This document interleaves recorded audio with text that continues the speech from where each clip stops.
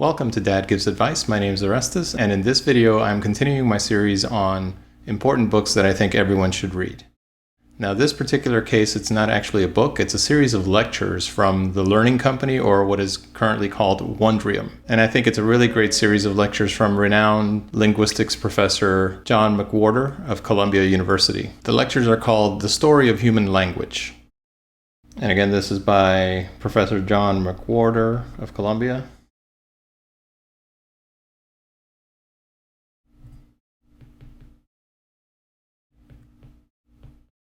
McWhorter has a really nice style of presentation, and you can tell he's one of these professors who's going to be really highly rated because he really loves his subject and he conveys the subject material in a very down-to-earth way, but in a way that is also quite entertaining. The reason I picked this as an important book or an important listen is because I found linguistics and languages to be so interesting after I discovered them again later in life. And it's not just the fact that there's all these different languages around the world and you learn a lot of information about them and where they came from, but you learn other things when you start to learn about what languages and linguistics can teach us, and it's just fascinating. Through the study of linguistics, you can learn certain things like migrations of different peoples across the world, like how Australia got populated, or how people came out of essentially what is modern-day Taiwan and populated most of Polynesia. And there's all kinds of things like that that you can tease out of comparative linguistics that you couldn't tease out from any other kind of studies of different peoples around the world. Because it's a Learning Company series of lectures, you get a huge amount of information. It really covers the gambit of things to know about languages and linguistics. He covers how languages begin, how they evolve through sound change, grammatization, and semantic drift. Sound change is really interesting all by itself. For example, did you know that the word food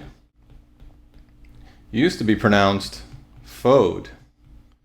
And that's why it's spelled that way. We wouldn't know that without having this linguistic background to delve into the topic. But yep, food was pronounced fode, and feed used to be pronounced fade. So the way we pronounce the word fade today. So that was more normal back then, back in the Old English days, when we came across a word that had two E's like that, it would be pronounced fade. And at some point along the history of English, vowels started to be pronounced differently, and we stopped saying E sound as A, and we started saying it as E, and that's why we now call this word feed, and same thing with O. We used to say O, and now we say oo for this word food. And that's why these words are still spelled the way they are today. If these word spellings had been updated to reflect the new pronunciation, then you'd have something like food for this word and feed for this word. But as we know, English spelling is a mess, and this is part of the reason why, is this vowel sound change that has happened over the many centuries of the development of the English language. With something like semantic drift, which is another way that languages evolve, we see that words can change their meaning over time. And McWhorter goes through this really interesting case of the word silly, which has changed meaning several times over its history of usage. Originally, believe it or not, silly used to mean blessed.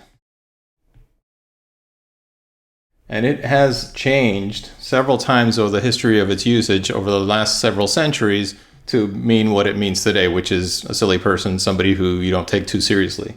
But originally, the word was actually blessed. And if you look in the Old English and Bibles or in prayer books where you had the whole Hail Mary prayer that many of us grow up learning, the prayer used to say, Hail Mary, full of grace, silly art thou among women.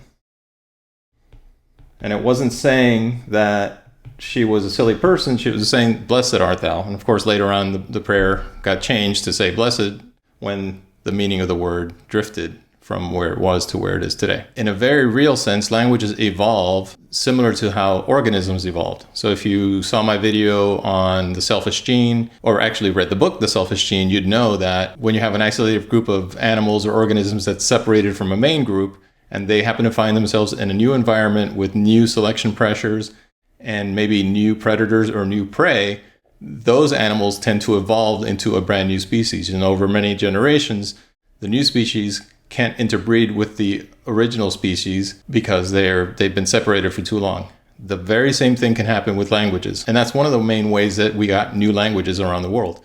We got a group of people that split off from the original group, let's say in Africa, and walked up into the Middle East or Europe, and then they got separated for several generations, and they developed their own way of speaking. And over that period of time, eventually they had a brand new language that was different from the original group. Again, that language evolved just like an organism might have evolved by moving into a new environment. And to give you a concrete example, that's how we got the Romance languages. As you know, the Romance languages are very important languages of Europe. And how those evolved is that the Romans, who spoke Latin, spread to various parts of Europe. As they went north from what is today Rome, they spread east and west and filled different niches of Europe and spread Latin to these parts. Now, when they did that, they didn't do that to the point where they wanted to keep the language completely pristine, and they didn't take care to make sure they left Latin teachers and Latin-speaking people behind to make sure that the language stayed quote-unquote pure. So what happened is they essentially let the Latin evolve in its own way in all these different areas of Europe, and that's how we got these different languages. That's how we got Spanish, Portuguese, French, Romanian, Italian, and some of the sub-dialects of those languages, which are all Romance languages. A thing I did not realize before listening to this series is why Shakespeare is so difficult for English speakers to understand. You know, when you take English literature in high school or maybe college, you may be exposed to Shakespeare and you find it very, very difficult to read, and you wonder, wow, am I just not very well educated, or do I need to expand my vocabulary? What's going on here? Why is it so hard to read and understand this thing? Well, the issue there is that Shakespeare was writing in early modern English, and the language has changed quite a bit since then. There are certain words we don't use anymore, like the thous and the these, but there's also things like, again, semantic drift, where words have changed their meaning quite a bit.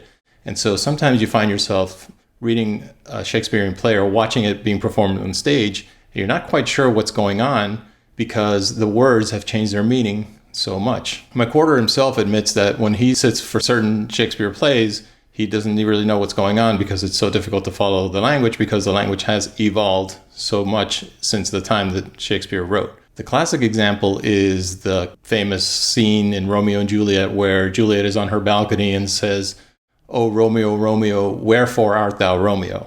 Now, in this case, the word wherefore, when we first kind of read it with our modern eyes and listen to it with our modern ears, we kind of, at least I did, I thought that word meant where. Where are you? So I thought she was saying, "Where are you, Romeo?" And I don't recall English teachers correcting that misconception. I think everybody in the class thought she was saying, "Where are you?" and then just kind of went on from there. But that word in this context in early modern English actually meant why. So she wasn't saying, "Where are you, Romeo?" She was saying, "Why are you, Romeo?" In other words, she's saying, "Why are you a Montague and me a Capulet, and when our families are fighting and this love between us seems to be doomed to failure?" So it makes a lot more sense when you read it in that way. Why are you, Romeo, rather than where are you, Romeo? I mean, in the staging of this play, most of the time Romeo is standing right there below her balcony, and she can see him and he can see her while she's doing her speech. So it makes no sense for her to be saying, "Where are you?" But it makes a lot more sense for her to be saying, "Why are you? Why are you this person that I wish you were somebody else, somebody that belonged to a different family so we can get together and live happily ever after?" We also learn in these lectures why English, which is supposed to be a Germanic language, is such a weird Germanic language. When I went to college, I had to take a foreign language, and I already knew Spanish, so I figured, hey, try to learn something new since I'm forced to take a foreign language. Try German. I thought German and English are supposed to be sister languages or cousin languages, so maybe it's easy for an English speaker to pick up German and learn it while taking their language credits in college. Well, I was in for a rude awakening because English is a very strange Germanic language. It's diverted away from the Germanic form since really the late Old English days. Germanic languages have things like gendered nouns, so nouns have a maleness or a femaleness or a neuterness about them, whereas of course English doesn't have any of that. Everything is the book or the camera or the whatever, and there's no he, she, it, that kind of thing when you're dealing with nouns. On top of that, German has a different word order. So English is what we think of as normal is called a SVO language, or subject, verb, object. So the boy ate the apple. Subject is the boy, apple is the object, and ate is the verb. And that's what we think of as normal. But German, in a lot of ways, is more like subject, object, verb, where the verb tends to come at the end in a lot of cases. And Old English happened to be that way as well. But somewhere along the lines of the Middle Ages, there was a lot of change in the English language that ended up making it more of a simplified language, where we lost the gendered nouns and we changed the word order. And we ended up with a Germanic language that is quite different than all the other Germanic languages that are out there today. So if you try to take German, don't think it's going to be easy because you know English. You kind of have to rewire yourself to get your brain around German. Actually, the whole story about how English became the way it is through a lot of different changes and a lot of contact from Old Norse speakers from the Viking invasion era to the Norman invasion, which brought in French speakers, to Latin influences and all kinds of other influences, is a really interesting story. And English is one of these languages that's kind of been battered around and beaten to submission over the centuries by different groups. And that's one of the reasons why it's been made into more of a sort of a streamlined Germanic language rather than a standard Germanic language like German or Scandinavian languages and those other Germanic languages. There's quite a few books and lecture series about how English got the way it is as well. So if you get interested in that, you can delve into that topic. McWhorter also lectures on language families and how they were discovered. Most languages in the world have relatives and they can be grouped into language families. English is part of the Germanic subgroup of the Indo-European language family. An Indo-European includes languages as different as English, Russian, French, Hindi, Persian, and many others. And looking at Indo-European, you might think that all of the languages of Europe and into Near Asia and the Indian subcontinent are all Indo-European, but this is not the case. There's other completely unrelated languages sprinkled in here and there. If you look at Europe, for example, there are Uralic languages in places like Finland and Estonia. And there's even a language isolate, and in this case, the isolates are languages that have no relatives whatsoever. Linguistics has not found them to be related to anything else. They're just by themselves sitting out there. And that's Basque, which is found kind of on the border between Spain and France. And this is another really interesting thing that linguistics tells us about human migrations and human behavior and how an area was populated and possibly then conquered by a people. So as far as we can tell, Indo-European started with a group of speakers somewhere around the Russian steppes or the area that is currently today called Ukraine. And those people spread east and west from there and established different settlements across those lands. Each of those different settlements, again, were allowed to evolve their own version of the language. And that's how we got Germanic and Romance languages and some of these other things. But they didn't completely cover all the lands east and west of this Russian steppe area. Some areas retained their languages. So what you can read from this is that essentially Indo-Europeans probably tried to get to as far as Finland, but didn't make it. Somehow the Finns back in those times must have repelled the Indo-European invaders and were able to retain their language. The same thing probably happened with the Basques in Spain and France. Rather than being overrun by Indo-Europeans, somehow they managed to hold out and maintain their culture and maintain their language. Presumably, what linguists think is that most of Europe must have been covered by Basque speakers or speakers of languages that were related to Basque prior to Indo-Europeans arriving. And then once Indo-Europeans came, they took over, supplanted the people that were there, replaced them with people that spoke Indo-European languages, except in the very last cases of people that were able to hold out from the original populations. Really interesting stuff, just from language analysis. This kind of analysis also tells us something really interesting happened in Madagascar.